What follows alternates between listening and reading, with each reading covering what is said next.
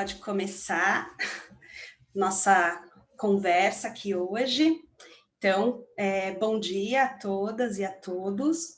Eu sou a Sirlene, eu sou professora na Faculdade de Educação, na AFAI, há 2 anos, e eu também sou uma das diretoras aí da Setorial de Articulações e Mobilizações Políticas do APUB.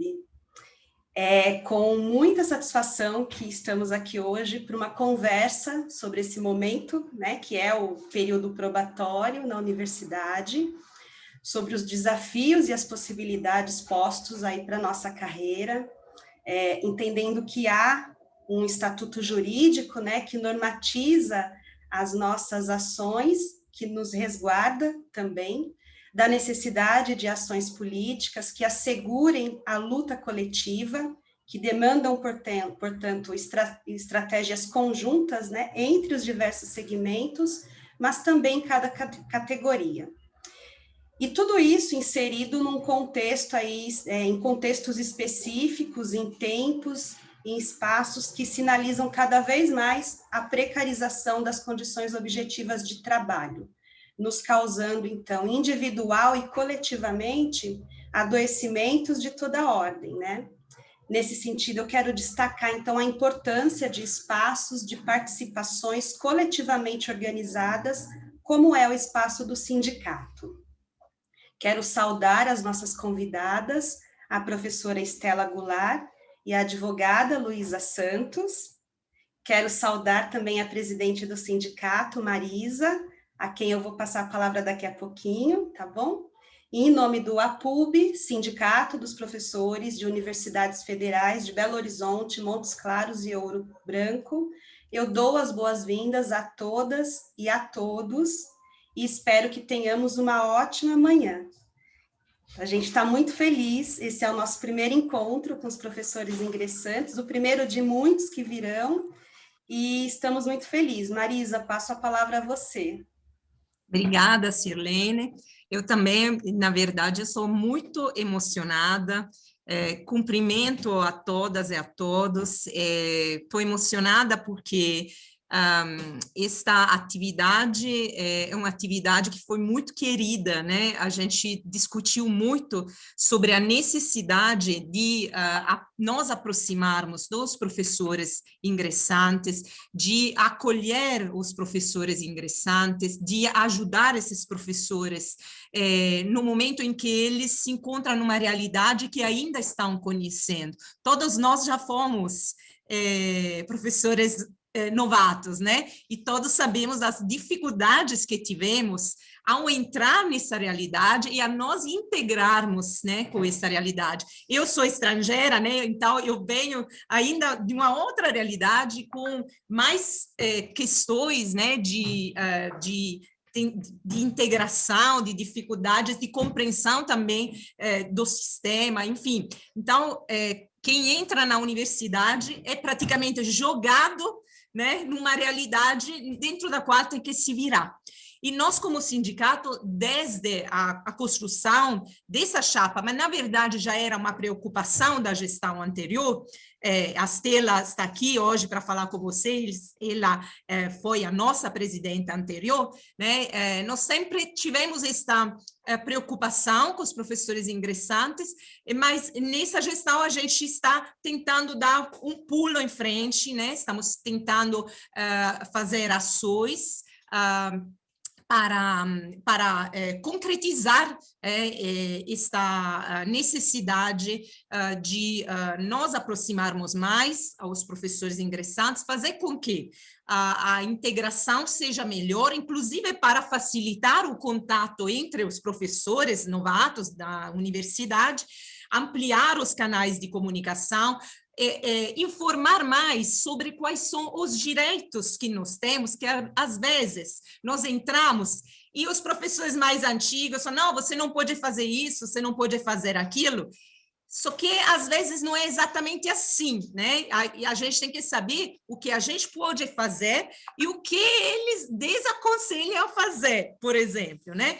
E hoje ainda, eu já vou terminar aqui, porque isso é o espaço de vocês, acho que hoje ainda é mais importante, sendo que nós estamos vivendo um momento de repressão, de restrição à nossa liberdade, inclusive de expressão, né? Lembrar aqui a perseguição dos professores da Universidade de Pelotas,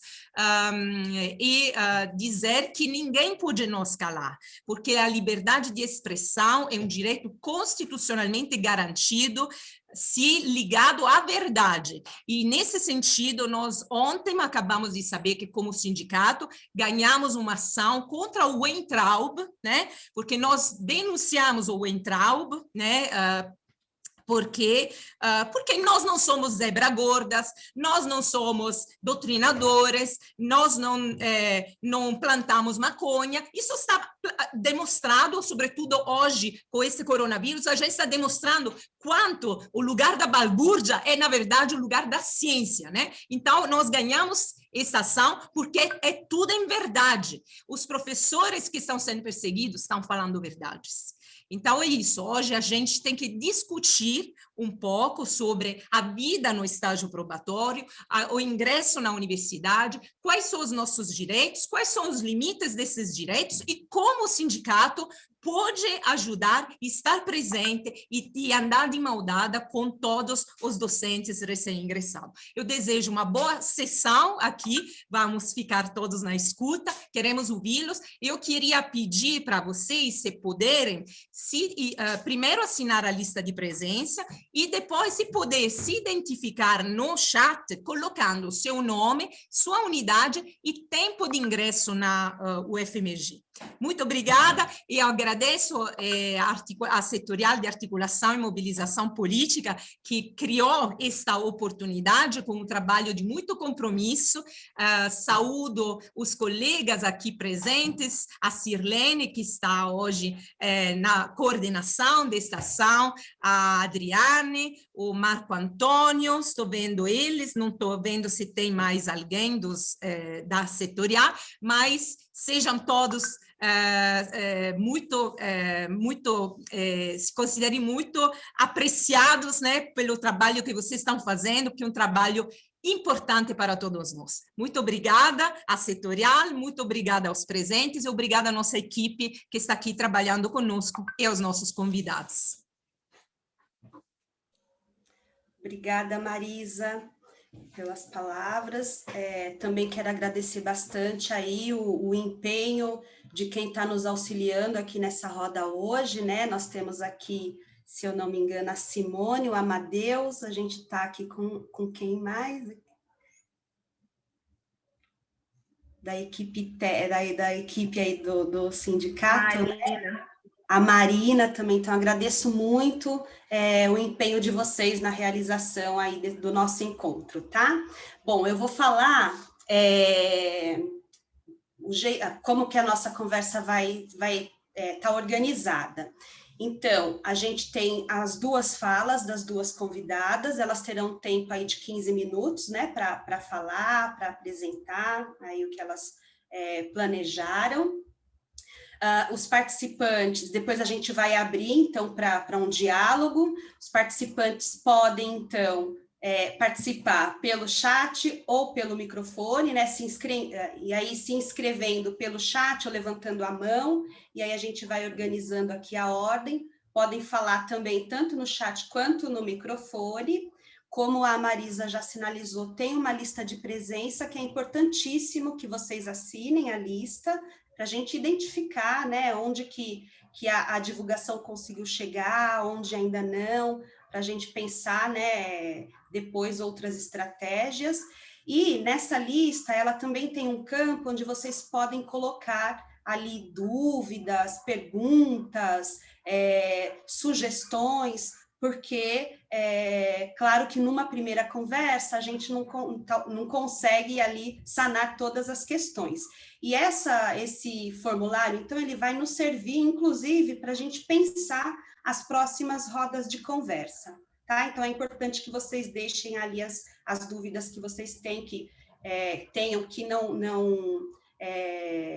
não sejam, né, sanadas hoje, deixem lá nesse formulário que aí a gente vai organizar as próximas conversas, tá bom? Bom, então, eu vou passar a nossa primeira convidada, gostaria de passar a palavra à Luísa Santos. Luísa Santos é da assessoria jurídica do APUB, e eu gostaria que ela abrisse aqui as nossas discussões. Pode ser, Luísa? Pode sim, Sirlene, obrigada. Gente, bom dia, muito obrigada, né, pelo convite para poder participar e contribuir aqui um pouquinho para esse debate.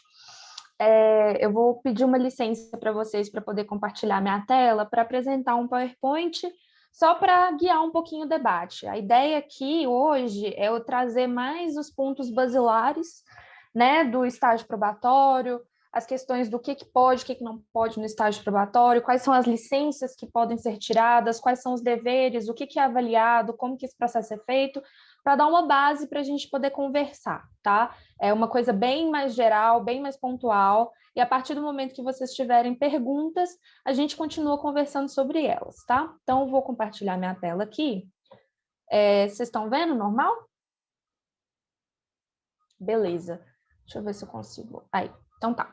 Então, vamos começar a conversar primeiro sobre a primeira questão. O que é o estágio probatório? Estágio probatório é basicamente um período em que um servidor que vai entrar na carreira, qualquer carreira pública, seja do magistério, ou seja, enfim, qualquer cargo de servidor público, vai passar por um período de avaliação que corresponde a 3 anos de efetivo exercício, em que suas capacidades para o exercício da função vão ser examinadas. O estágio probatório está disposto no artigo 41 da Constituição de 88 e no artigo 20 da Lei 8.112 de 1990. A Lei 8.112 de 1990 é o Estatuto dos Servidores Públicos Federais. Então, é uma lei que eu considero fortemente que é extremamente importante que todos os servidores federais, pelo menos, tenham um pouco de conhecimento sobre. E por que eu coloquei esses 2 artigos para a gente fazer uma pequena comparação? O artigo 41 da Constituição fala que são estáveis, após 3 anos de efetivo exercício, os servidores que foram nomeados para cargo de provimento efetivo. Só que a Lei 8.112 fala que o estágio probatório tem a duração de 24 meses. Então, qual que é exatamente o período? Por que eu faço 3 anos de estágio probatório, sendo que a Lei 8.112 dispõe apenas 24 meses? Porque isso, quando foi colocado em 1990, teve uma discrepância em relação ao texto da Constituição. Isso foi objeto de uma controvérsia muito grande durante os anos 90. Então, muito provavelmente, se vocês conversarem com professores mais antigos na faculdade, talvez eles ainda falem que tem que ser 2 anos e que vocês precisam olhar se realmente é esse período mesmo. Mas o entendimento jurisprudencial e o entendimento pacífico de todos os órgãos da administração é que o período do estágio probatório é de 3 anos, porque é o que está disposto na Constituição, e esse período de 3 anos, depois que você passa por ele, você adquire a estabilidade no cargo. A gente vai conversar um pouquinho mais sobre a estabilidade quando a gente chegar na parte de exoneração, enfim, do fim da avaliação. Então, por mais que a Lei 8.112 fala que o estágio probatório tem um período de 24 meses, esse período dura 3 anos, tá? Então, vamos começar. O que é avaliado no estágio probatório? A Lei 8.112 fala que se avalia a assiduidade, a disciplina, a capacidade de iniciativa, a produtividade e a responsabilidade do servidor. Só que vocês estão no Magistério Federal. E o Magistério Federal tem a lei própria de carreira, que é a 12.227, de 2012. E a lei própria do plano de carreiras do servidor do Magistério Federal fala que no estágio probatório também são avaliadas a adaptação do professor ao trabalho, o cumprimento dos deveres e obrigações do servidor, a análise dos relatórios que vocês precisam produzir para documentar as atividades científicas e acadêmicas que foram programadas e que foram cumpridas. De novo, todos os requisitos que são previstos no artigo pela Lei 8.112, né, que é assiduidade, disciplina, etc., a participação no programa de recepção de docentes que é orientado pela própria instituição e a avaliação pelos discentes. Então, essas são as questões que são avaliadas no estágio probatório.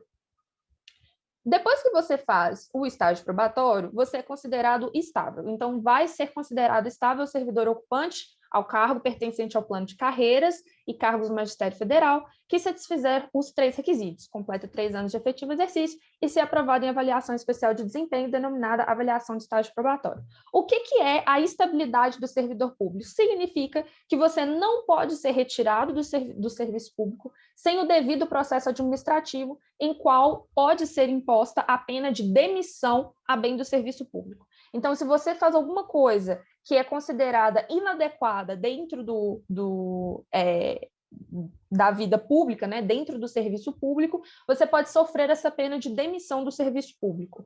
Caso contrário, você não pode ser mandado embora. Você continua no seu cargo até o momento que você aposenta ou até o momento que você enfim, pede para sair, porque você vai fazer outras coisas. É importante ter isso em mente por quê?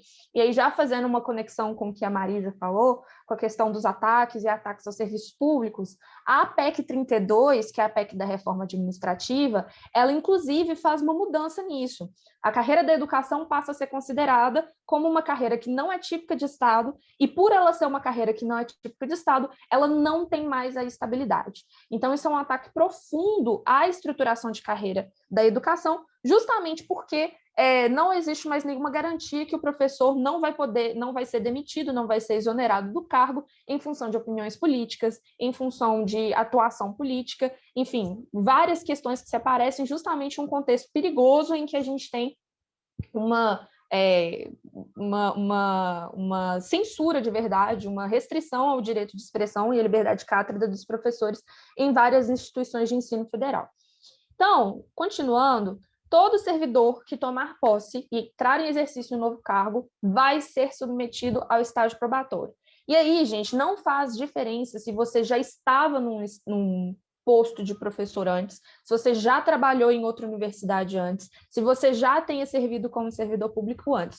Todo servidor que entra em um novo cargo vai ter que fazer estágio probatório todo de novo. Então, você fala assim, Luísa, eu dei aula na universidade tal por 5 anos, cumpri o estágio probatório, fui aprovado no estágio probatório lá, passei na UFMG. Preciso cumprir o estágio probatório aqui de novo? Precisa, tá? Toda vez que você muda de cargo dentro da administração, por meio de um concurso público, você é submetido novamente ao estágio probatório, tá?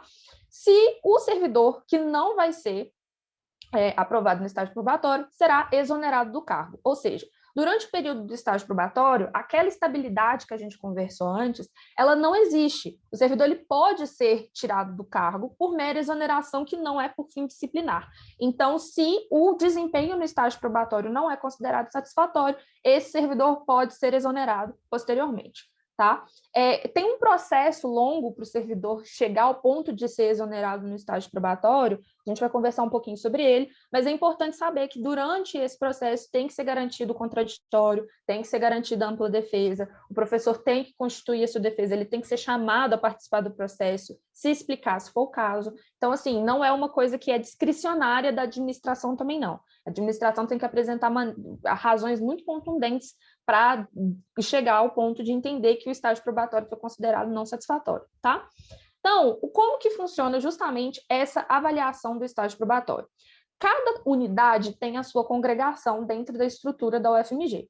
E os detalhamentos dos critérios, assim, quais são os projetos, quais são as avaliações, quais são os encargos que o professor tem que cumprir nesse processo de estágio probatório, vão ser dispostos por cada congregação de cada unidade. Então, enfim, se você faz parte você é professor do direito, a congregação do direito vai estabelecer os requisitos e os critérios para você para você cumprir no estágio probatório. E essa avaliação vai se dar em 2 etapas. A primeira é a avaliação parcial de desempenho. Ela acontece depois de 18 meses, depois da data que o professor entrou em exercício. E a última é a avaliação final de desempenho, que vai acontecer 30 meses depois que o professor entra em exercício. Em alguns casos específicos, pode ser realizada uma avaliação parcial suplementar a cargo da comissão que vai avaliar.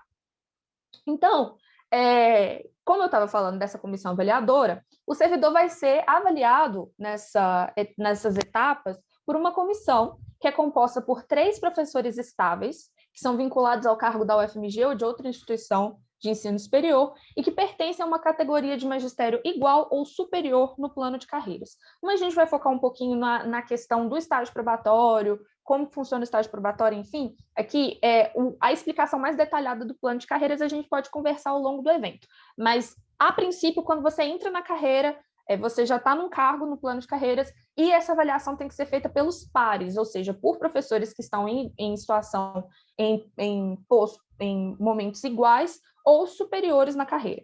E para essa avaliação final, você precisa de pelo menos um docente que não esteja vinculado ao seu departamento para justamente garantir essa imparcialidade na avaliação. essa avaliação tem que se dar com conhecimento prévio de todos os instrumentos de avaliação que foram utilizados e também de todos os relatórios e pareceres que forem emitidos ao longo do processo. Ou seja, o professor em estágio probatório ele tem o direito de saber o que está sendo avaliado, quais são os critérios que estão sendo utilizados e todos os relatórios que foram emitidos ao meio do caminho. Ele não pode ser mantido às escuras durante o processo da avaliação. É importante entender que é um processo que precisa ser feito até para aprimorar o trabalho do servidor. Ninguém entra sabendo ser servidor público. Então, nesse processo de aprendizado também, que é o estágio probatório, é importante que o servidor tenha acesso a todos os aspectos da sua avaliação. E, decorrido o prazo regimental e esgotada a tramitação, tudo correndo certinho, o reitor vai baixar uma portaria declarando que está estável o docente que foi aprovado no estágio probatório e vai exonerar o que foi considerado não aprovado. Então, essa é a questão da avaliação, o processo de avaliação. Agora, direitos e deveres do professor no probatório. Muita gente fala, você entra no probatório, você não pode fazer isso, você não pode fazer aquilo, você tem que fazer isso, você tem que fazer aquilo. O que o servidor pode fazer no probatório? A princípio, o servidor, no estágio probatório, faz jus à grande maioria de todos os direitos e tem que cumprir com a grande maioria de todos os deveres que são propostos para os servidores que são estáveis. Então, por exemplo, o servidor em estágio probatório tem direito à liberdade de cátedra? Tem. Servidor em estágio probatório pode se manifestar politicamente dentro da universidade? Pode. Pode se filiar ao sindicato? Pode. Todos esses direitos que são garantidos aos servidores estáveis, eles são garantidos também ao servidor em estágio probatório. O servidor em estágio probatório não deixa de ser servidor. Ele está num período que ele ainda não tem a estabilidade, mas ele não pode ser privado de cumprir com, enfim, o papel da universidade pública, o papel de uma universidade pública como instituição de crítica, justamente porque ele está em estágio probatório. Então, todos os direitos são garantidos nesse sentido. Também é importante falar que não existe vedação para um professor em estágio probatório para exercer nenhum cargo de provimento em comissão, função de direção, chefia ou assessoramento. Quando a gente fala de cessão para outro órgão, ou seja, quando a UFMG vai te ceder para outra instituição, essa cessão só vai se dar nos cargos específicos que estão dispostos no artigo 20 da Lei 8.112. Esses cargos são muito específicos, essa é uma situação assim. Na advocacia, a gente não vê muito essa cessão que acontece de servidores do estágio probatório serem cedidos para os outros órgãos. Se isso acontecer, enfim, a gente está aqui disposto a conversar e, inclusive, explicar as possibilidades que isso pode acontecer. E outra coisa que é importante também é o seguinte, se você está em estágio probatório, posso me afastar para fazer pós-graduação e posso me afastar para fazer pós-doutorado? Pode, não tem nenhum problema. E, inclusive, o tempo de estágio probatório continua correndo enquanto você está fazendo a pós-graduação ou o pós-doutorado. Isso não vai implicar nenhum prejuízo à sua avaliação. Por que eu estou falando da questão do tempo?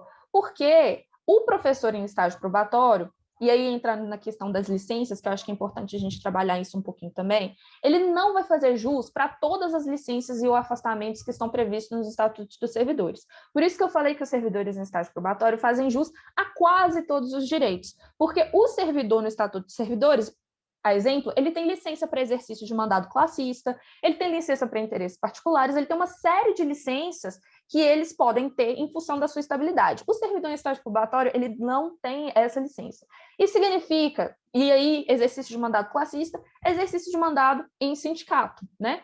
Exercício de mandato no sindicato dos professores. Isso significa que eu não posso participar do sindicato? Isso significa que, eventualmente, eu não possa compor uma diretoria do sindicato? Absolutamente não. O servidor em estágio probatório tem total direito de participar da vida sindical. Isso não é uma questão. Agora, ele não pode se licenciar do trabalho para ocupar esse cargo. Então, essa é uma distinção importante de fazer.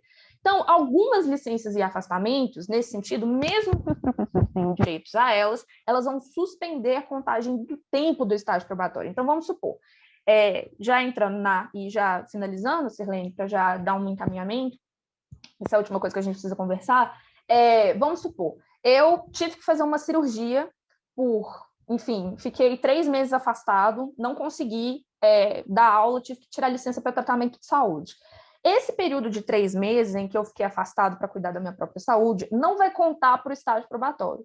Então, você vai ter que fazer 3 anos e 3 meses para compensar esse tempo que você não compôs, que você não esteve no exercício da função. Então, é importante a gente saber quais são as licenças e quais são os afastamentos que vão contar para o estágio probatório e que não vão contar para o estágio probatório. Então, licença para tratamento da própria saúde e licença por motivo de doença em pessoa da família pode ser tirada, mas suspende o prazo, tá? Então, o prazo para de contar a partir do momento que você entra de licença e volta a contar a partir do momento que você volta da licença. Mesma coisa é motivo de afastamento do cônjuge ou companheiro. Essa é uma licença específica quando, por exemplo, o seu cônjuge, ele faz parte da administração pública também, ele é transferido para outra unidade da federação, inclusive para outro país, e o companheiro dessa pessoa, que também é servidor público, vai pedir o afastamento para o acompanhar. Nesse caso, essa suspensão só vai acontecer se for por prazo indeterminado, que é possível pedir no serviço público, e sem remuneração.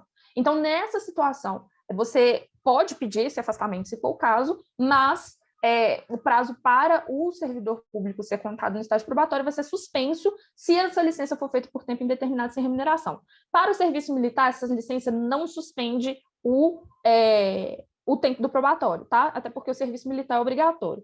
E para exercício da atividade política, que é o mesmo afastamento para exercício de mandado eletivo, isso também vai suspender o estágio probatório. E aí, já passando para o afastamento, que já é outra questão, né? Exercício de mandato eletivo para estudo ou missão no exterior, quando for designado pela própria administração, esse afastamento não vai implicar em uma suspensão do estágio probatório, mas para servir em organismo internacional, para que o Brasil participe ou qual coopere, tem a suspensão do estágio probatório. Então, vamos supor, a administração pública resolveu te designar numa missão para a Organização das Nações Unidas para servir num estudo específico lá. Você foi designado, você foi mandado, você vai servir nesse organismo a mando do Brasil. Nesse caso, o seu estágio probatório é suspenso. Para participar em curso de formação decorrente da aprovação em concurso para outro cargo na administração pública, ou seja, passei para outra universidade, passei no Itamaraty, vou fazer outra coisa dentro da administração e eu preciso participar do curso de formação para entrar nesse cargo, você pode pedir o afastamento da UFMG, mas nesse caso, seu estágio probatório é suspenso também. E, por fim, o afastamento para participar de programa de pós-graduação estrito sensu e o programa de pós-doutorado, como a gente já conversou, ele não suspende tempo do estágio probatório, continua correndo, todos os professores têm total direito, inclusive na UFMG, indicado e é muito... me fugiu a palavra agora, mas enfim, é uma coisa que a UFMG, enfim, acredita muito que os professores precisam seguir com a sua especialização e sempre se aprimorar em termos da sua especialização e do seu estudo, né? Então, basicamente, essas são as questões principais que a gente tem no estágio probatório. Essa é uma delineação bem geral, né, do que é o estágio probatório, como funciona, e a gente está aqui à disposição para sanar maiores dúvidas que vocês possam vir a ter, tá? Muito obrigada, gente.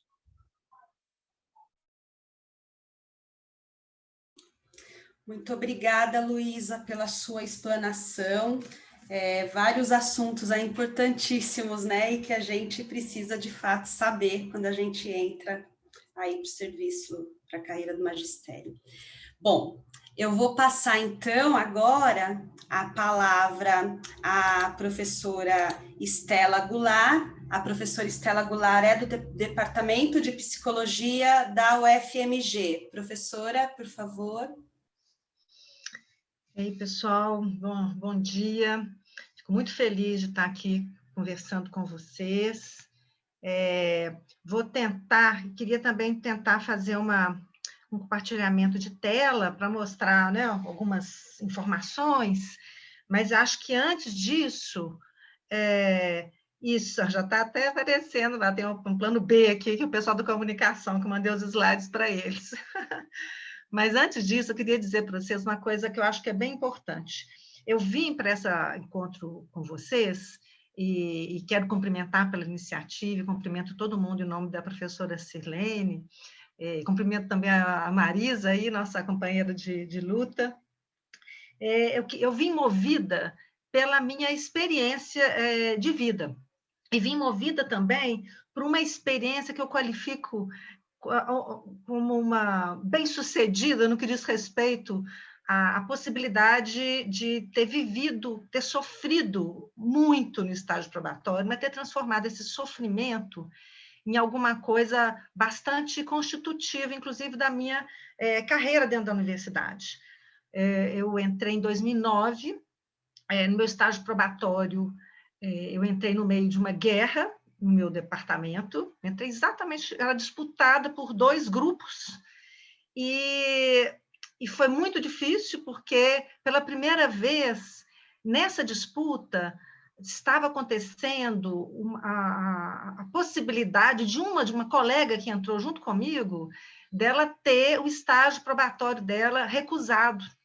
Então, isso produziu uma tensão enorme, e ela foi denunciada, ela participou de uma banca, eu também tinha participado dessa banca, eu fui envolvida, porque queriam que eu criasse fatos contra essa professora.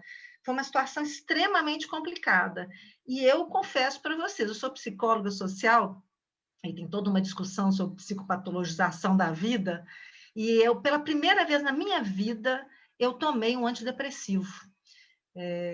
Por 6 meses, porque eu não conseguia dormir, de tanta aflição que eu vivi. Apesar de eu não ser exatamente uma jovem professora, eu já tinha 22 anos de carreira na Universidade Católica, quando eu entrei para a Universidade Federal, para o Departamento de Psicologia. Apesar disso, eu baqueei.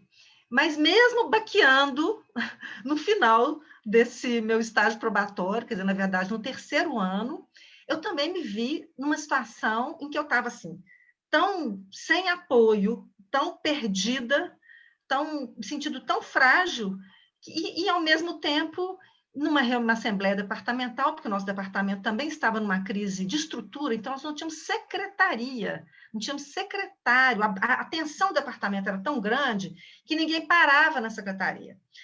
E, no meio de uma assembleia, alguém me indicou para chefe de departamento. E eu quase morri com essa história, porque eu pensei que seria uma oportunidade de realmente, né, me alinhar com os colegas, de construir, né, um período de harmonização, de integração efetiva, e foi um período muito difícil. Imagine que depois eu fui entender bem o que estava acontecendo, né? Na verdade, eu estava passando por uma coisa que é muito chamada na universidade como pagar pedágio. Eu estava pagando um pedágio, então era chefe de departamento, sem conhecer a Universidade Federal na sua complexidade, administrando conflitos entre os colegas, em estágio probatório, sem apoio da tutoria, assim, sem acompanhamento de tutoria efetivo. Então, uma situação de fragilização total. Dessa cena, eu acho que eu consegui me sair bem, porque, no final das contas, né, nessa minha caminhada, eu estou caminhando para a aposentadoria atualmente, mas nesses 12 anos de universidade, nos últimos anos, eu consegui trabalhar em companhia de colegas, de outros colegas, na construção da política de saúde mental da UFMG. E tive a honra e o prazer de presidir a Comissão Institucional de Saúde Mental e constituir os princípios e diretrizes da política de saúde mental da UFMG. Nessa caminhada, quando aí eu já tinha um pleno conhecimento da universidade, eu descobri uma coisa impressionante. Eu descobri que a universidade não tinha dados específicos sobre o sofrimento dos docentes. Nós estávamos assim, quando eu percebi isso, quando eu fui trabalhar com os dados do DAST sobre adoecimento em geral, porque a minha formação é na área de saúde coletiva. Então, pois é, estou vendo aqui no chat que tem colegas que também estão passando por uma experiência análoga, e eu gostaria de oferecer isso.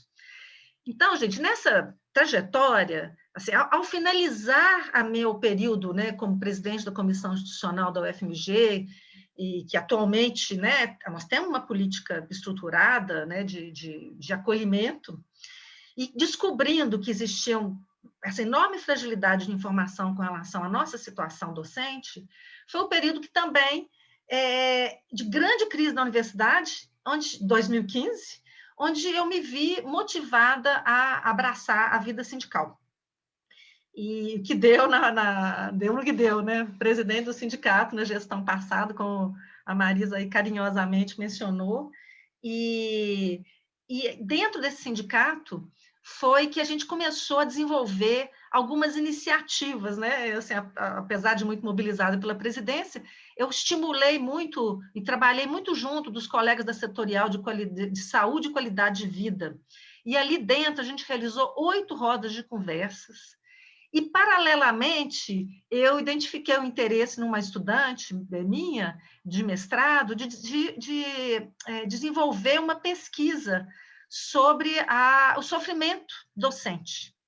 E foi por isso que eu fui chamada hoje aqui. E eu nem vou chegar exatamente, né, nos dados dessa pesquisa. Eu vou postar para vocês o link desse artigo que foi recentemente publicado, e vou abrir aqui no meu... Vou tentar abrir, viu, Simone? Que aí eu tenho o controle. Vou abrir aqui só para mostrar para vocês um pouquinho dos resultados dessa pesquisa, porque hoje nós estamos aqui para conversar, né?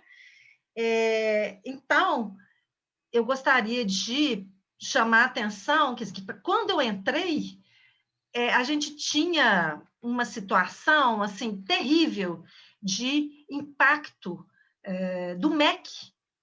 Desculpe, quando eu entrei na vida sindical, eu entrei por causa do impacto que o MEC estava produzindo na nossa vida de professores, um sofrimento enorme, que eu não vou detalhar, né? Eu vou só lembrar dessa arte que nós fizemos aqui, não sei se vocês se lembram disso, né?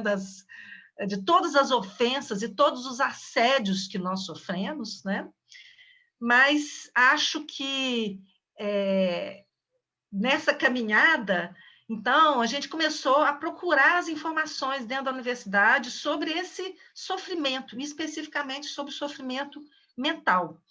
Então, nós chegamos a uma conclusão que foi apenas assim, nós construímos esses dados que eu estou compartilhando com vocês aqui, ó, que essa planilha que foi apresentada, essa tabela que foi apresentada na Semana do Servidor, mas isso foi uma construção já do sindicato, porque quando a gente distinguiu os dados de professores, né, isso aqui é uma imagem um pouco misógina, na verdade a maioria são mulheres, né, quando a gente conseguiu pedir ao DAST que separasse os dados dos professores, a gente descobriu isso aqui, que é uma coisa impressionante, os dados de afastamento.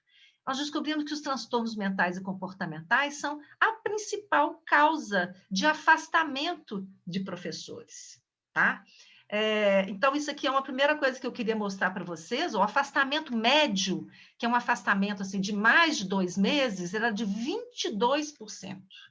E o afastamento, né, do ponto de vista total, era da ordem de 16%. Isso aqui já nos julgava acima dos parâmetros da Organização Mundial de Saúde, tá? Se a gente fosse aproximar esses dados de afastamento com os dados relativos a adoecimento, né? Eu não queria falar exatamente de adoecimento, mas esse é um dado muito, muito poderoso, nós não podemos desprezar, né?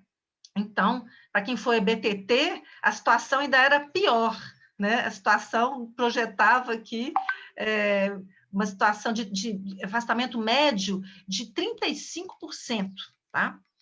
Então, eu vou... Atualmente, isso aí era antes, tá bom, gente? Antes. Então, a gente tinha uma situação antes da pandemia que apontava para a gente uma série de dificuldades que diziam respeito já às novas tecnologias, às múltiplas tarefas e as interfaces virtuais, ao trabalho extra e excessivo, ao sobretrabalho, ao retrabalho, ao não gozo pleno de férias e folgas, a desproporcionalidade entre exigências de trabalho e condições para realizá-los, né? E tudo isso apontava e justificava esse aumento do afastamento do trabalho por problemas de ordem mental e ordem psíquica. E atualmente, né, depois da ERE, né, e com essa pandemia e com essa crise humanitária e crise política, olha que a gente começou ainda a ver uma situação de agravamento desse cenário, onde as plataformas virtuais elas se multiplicam, né, porque antes era só o Zap, agora é a Microsoft Teams, o Meet, o Zoom, né, e outras estratégias. A gente tem mais sobrecarga de trabalho, isso aqui explicitado pelos resultados de pesquisa sobre monitoramento, né, do ERE. Então, a gente tem uma explicitação de sobrecarga aqui pelos dados da própria pesquisa institucional. A gente tem sobrecarga também na elaboração de materiais, assim, enorme, e a gente tem também uma queixa muito sólida que diz respeito às dificuldades, que são dificuldades na relação de professor e estudante, que até então não eram dificuldades que foram relatadas. Assim, o professor não reclamava de relação com o estudante, o professor reclamava de outras coisas, e foi o que a gente descobriu na nossa pesquisa.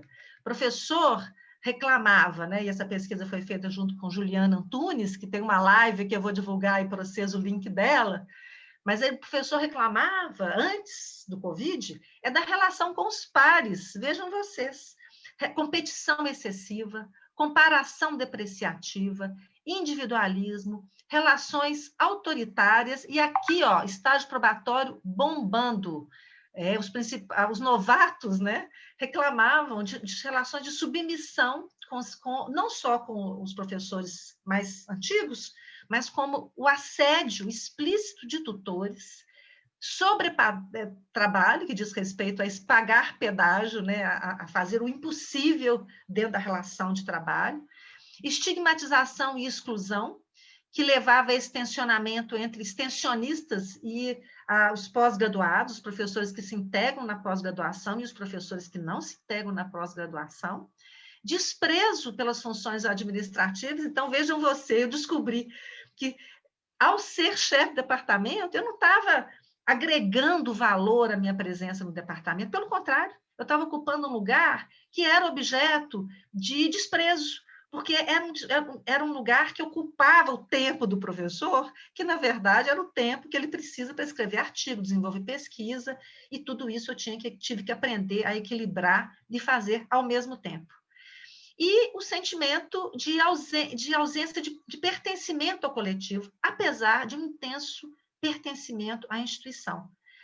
E tudo isso, gente, qualifica um pouco isso que a gente entende, chama de produtivismo acadêmico, né? E essas formas de avaliação individualizadas, esse sistema métrico que coloca a gente correndo atrás uns dos outros. Bem, depois, né, da pandemia, porque essa situação que eu mostrei para vocês é a que está registrada no artigo, depois da pandemia, e já, né, pensando aqui na atual gestão, né, do APUB, a gente fez várias lives aqui do Núcleo de Acolhimento e Diálogo do APUB, e vários temas foram surgindo que agregaram a esse quadro de extrema gravidade que eu já relatei aqui em linhas gerais para vocês, tá? Então, vida privada invadida, ônus das condições de trabalho recaiu sobre nós, esvaziamento do papel docente, precarização da nossa prática docente pelo ERE, regimes de isolamento social que foram nos impactando, todos os tipos de prejuízo das atividades laborais, transferência de responsabilidade para nós, né? Não só de equipamentos imobiliários, mas com relação à própria culpabilização da relação com os estudantes, na medida que a gente virou uma espécie de espaço de mediação entre os estudantes e o sistema, né? Inviabilização do autocuidado, desestruturação do cotidiano, luto e solidão, né? Um se vira, né? Assim, apelando para uma resiliência que eu não sei se nós temos, né? Acusação de tecnofobia, né? E a gente, então, perdeu nessa caminhada, né? E é um direito que a gente tem que conquistar, que é esse direito ao sofrimento. E, para concluir, eu já me estendi demais, eu queria só passar por essa informação aqui que eu achei, assim, muito preocupante, que nessa avaliação do ERE, apareceu essa pergunta aqui, ó, durante a vivência do ERE, você apresentou algum problema de saúde? E eu achei muito engraçado, porque os colegas que fizeram a pesquisa sinalizaram esse não, frágil não de 56%, quando, na verdade, nós tínhamos um número absurdo de professores dizendo de problemas da ordem de saúde física, saúde mental e ambas. Então, assim, e no que diz respeito à saúde mental, a gente, de repente, deu de cara com essa informação de que mais de 25% das queixas em saúde mental foram explicitadas nessa pesquisa, ou seja, 1 entre 4 professores tem uma queixa no campo da saúde mental, tá? E eu não vou passar para vocês os parâmetros com os quais a gente poderia discutir esses dados assustadores, né?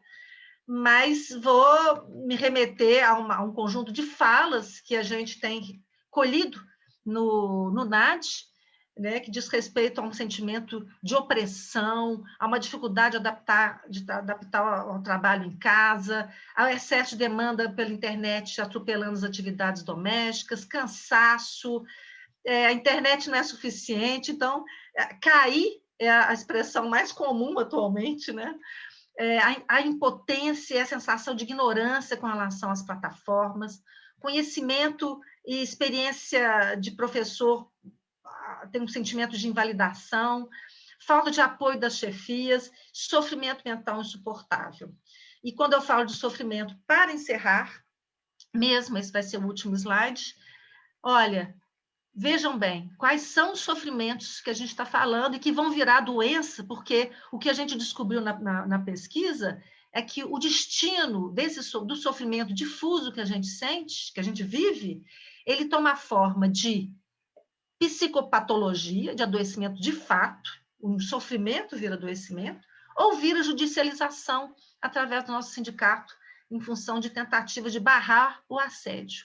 Mas as doenças mentais, os transtornos mentais e comportamentais que nós temos relatados aqui são estresse, transtorno de adaptação, transtorno depressivo recorrente, outros transtornos ansiosos, episódios depressivos e transtorno afetivo bipolar, sendo que aqui, ó, a maior parte do transtorno afetivo bipolar poderia estar dentro do escopo, né, das psicoses, pode, né, uma parte deles entra dentro do escopo das psicoses, acusando uma gravidade maior, mas vejam vocês que todas as outras categorias, o F43, 33, 41 e 32, falam de outra coisa, falam do nosso trabalho, falam do burnout, que não consta sequer nos registros do DART, e sendo que é a principal epidemia de sofrimento dentro da categoria docente como um todo. Então, vou ficar por aqui, porque eu preciso muito de conversar, de trocar ideias, e me desculpem, por favor, porque eu acho que eu me delonguei, fui além do tempo que me foi estipulado aqui, tá? Mas agradeço muito pela oportunidade de compartilhamento com vocês. Muito obrigada mesmo pela presença de vocês. Então, a gente encerra aqui hoje o nosso primeiro encontro.